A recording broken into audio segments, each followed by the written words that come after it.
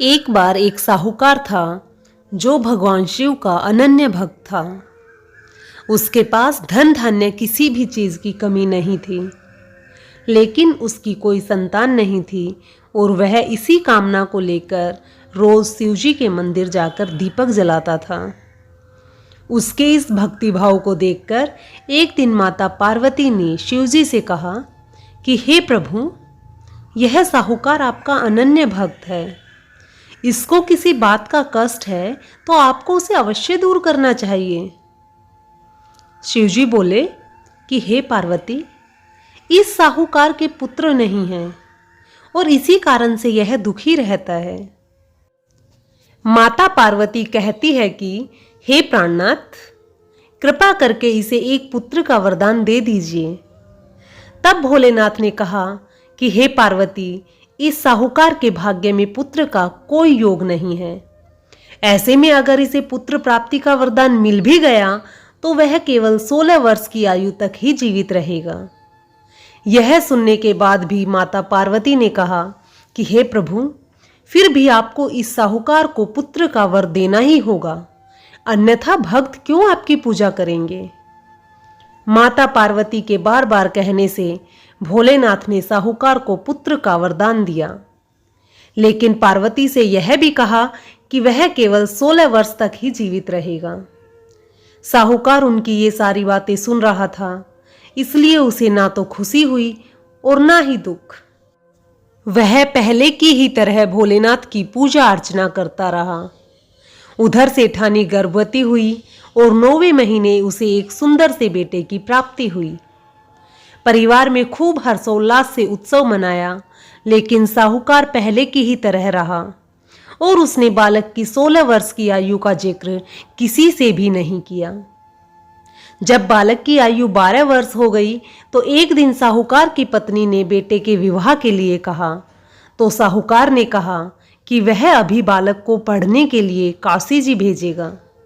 इसके बाद उसने बालक के मामा जी को बुलाया और कहा कि इसे काशी पढ़ने के लिए ले जाओ और रास्ते में जिस भी स्थान पर रुको वहां यज्ञ करते और ब्राह्मणों को भोजन कराते हुए आगे बढ़ना। बालक और मामा इसी तरह करते हुए जा रहे थे कि रास्ते में एक राजकुमारी का विवाह था। जिस राजकुमार से उसका विवाह होना था वह एक आंख से काना था।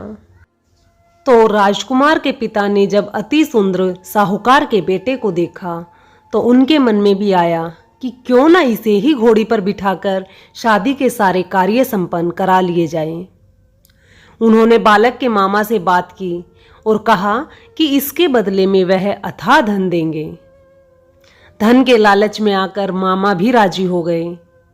इसके बाद साहूकार का बेटा विवाह की बेदी पर बैठा और जब विवाह कार्य संपन्न हो गए तो जाने से पहले उसने राजकुमारी की चुनरी के पल्ले पर लिखा कि तेरा विवाह तो मेरे साथ हुआ है और मैं काशी में शिक्षा प्राप्त करने जा रहा हूं, लेकिन जिस राजकुमार के साथ तुम्हें विदा करके भेजेंगे वह एक आंख से काना है। और इसके बाद वह अपने मामा के साथ काशी के लिए चला गया।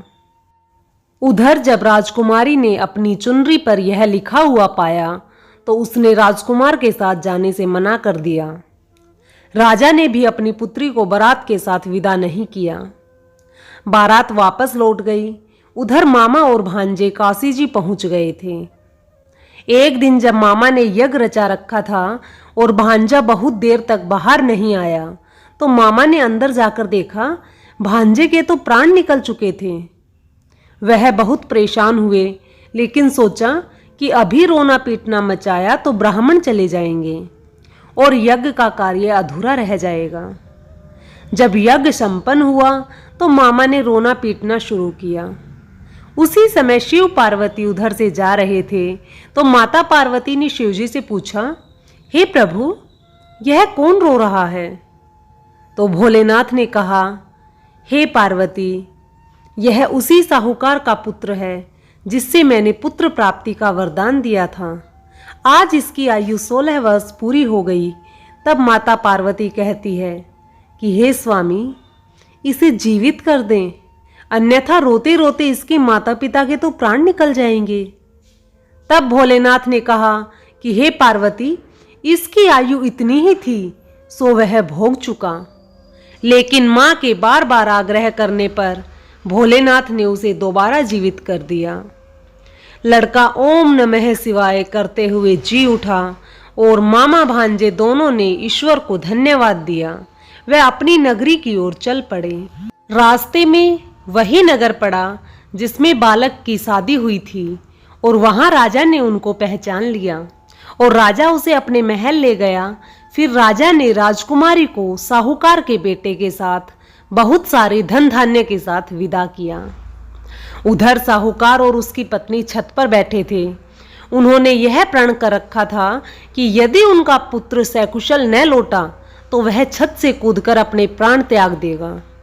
तभी लड़के के मामा ने आकर साहूकार को बेटे और बहू के आने का समाचार सुनाया। एक बार तो वे नहीं माने, पर जब मामा ने शपथ पूर्वक कहा तो दोनों को विश्वास हो गया और दोनों ने अपने बेटे बहू का स्वागत किया। उसी रात साहूकार को शौपन में शिवजी ने दर्शन दिया और कहा कि तुम्हारे पूजन से प्रसन्न होकर तेरे पुत्र को लंबी आयु प्रदान की है। व्यापारी बहुत प्रसन्न हुआ। व्यापारी के घर में खुशियां लौट आई। शास्त्रों में भी लिखा है कि जो स्त्री पुरुष सावन के सोमवार का विधिवत व्रत करते हैं, कथा सुनते हैं, उनकी सभी इच्छाएं पूरी होती हैं। इस प्रकार जो भी व्यक्ति इस कथा को पढ़ेगा या सुनेगा, उसके समस्त दुख दूर हो जाएंगे और मनवांछित फल की प्राप्ति होगी। ओम नमः शिवाय।